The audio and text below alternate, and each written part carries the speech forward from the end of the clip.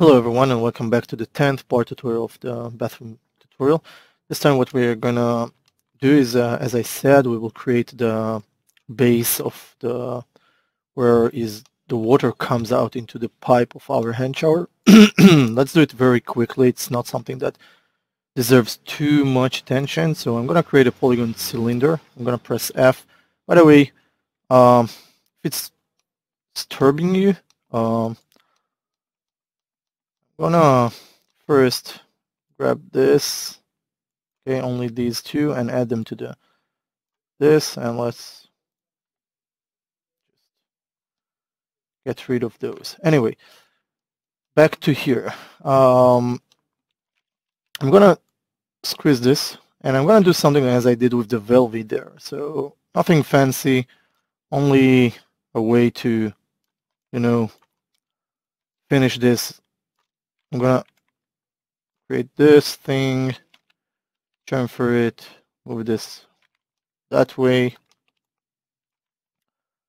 extrude it, lift it up a little bit, squeeze it with the scale tool, extrude it once more, tap on this, do something such as this, extrude it once more, again, like that. This time I will bring this backwards a little bit, and extrude it once more.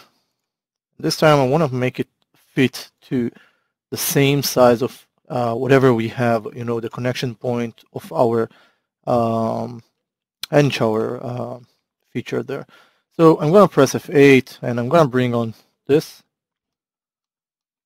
and I'm going to duplicate the hand shower. Because they are both at the same place now, I can separate them, and now I can only grab this, Control D, duplicate, switch to move tool, and let's bring this to the grid.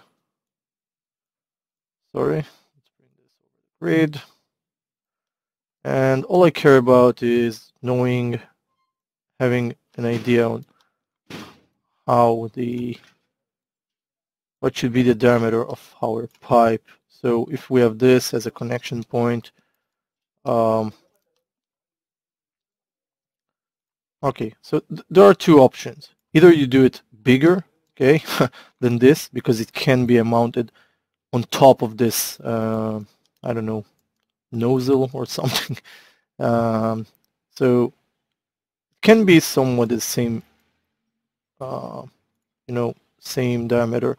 Right now, I think it's cool. It's not like too much or something that can be adjusted to fit. So like that, that's pretty acceptable. Okay. So what I will do, I will simply get rid of this, delete it. We don't need it. We are in good shape here. I can even stress this out to make it a little bit more large, and then I will simply extrude this. Okay, I'm going to extrude it that way, and then extrude it just a little bit upwards. Okay, I will have to do some adjustments here. I mean, adding more edge loops here. So I'm going to bring this here like that. Insert edge loop. I want to maintain this area sharp. I want to maintain this area somewhat sharp. This edge sharp. This edge sharp. Now this and that one here. Okay, and at the same time I want to add two edges here, and that way I will be able to simply grab these faces. Well, let's grab those and extrude them. I'm going to extrude them outside. So this is like where it's the connection point. Well, this one will act as something that way. Okay, and then shift right click. Sorry, make sure you're in object mode. Shift right click, insert edge loop. I'm going to add one edge loop here, one here, one here. Wait, one here. And I do have a problem. So the problem is that I need to assign edges somewhere inside there. I'm going to apply the X-ray and have a look at this. So I need one here, and it's a little bit weird to look at this that way. I know you need to get used to what I'm doing sometimes. So I just added those using the X-ray and entering with the camera inside. So that's fine. I'm gonna set the X-ray. I'll press 3 just to examine this. I am missing something here. A little bit too weird. I don't know, those shadows. Maybe it's because of, I don't know. Anyway, press F8, bring it back to object mode. I won't be able to understand exactly what's going on there.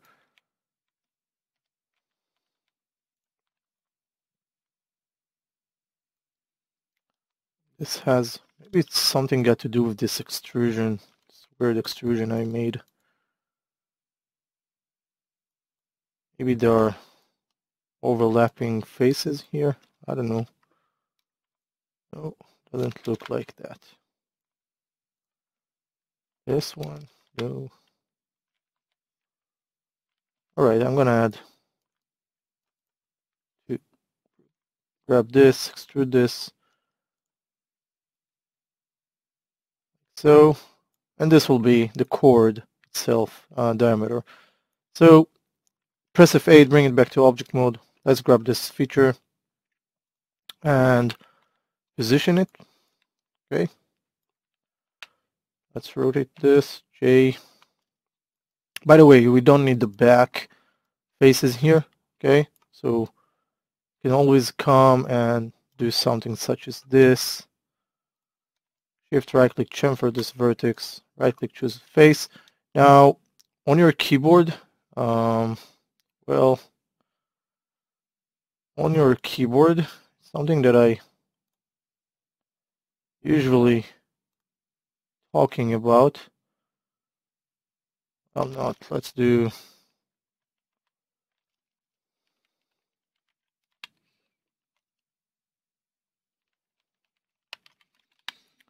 virtual keyboard. I don't know. Okay, so here on, I don't know, I'm just trying to show you a keyboard. And I already talked about this a few times, but keyboard, let's just take a keyboard, I don't know, image. Okay, so on each keyboard you have this, you have these two. You see those two guys here, those two arrows, where is the comma and the dot. Okay, so you have those two arrows. Now if you press shift on one of those, so basically what will happen is if you grab a middle face like this one and you shift and click the right arrow, it will grow the selection over that way. Now we can continue this shift and right arrow and see that it's growing the selection towards here, because this is what we pointed as center. Now only if it's center. If it's not center, it will grow in some weird ways. But in this case, all I care about is grabbing this face, only this, shift and this right arrow, okay, and delete it. Okay, simply delete this. Just a selection method that sometimes I'm using, sometimes I'm not, I don't know. I'm gonna grab this and move it next to our wall here, next to the Velvy.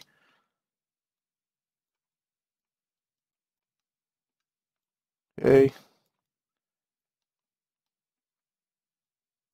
Looks pretty small. I think I can scale this up a little bit and we shall see what will happen with the chord, but right now this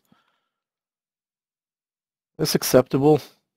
Okay, so this will be hanged and this will be what connected, well, we will create some water pipe or water cord into between this and that one. So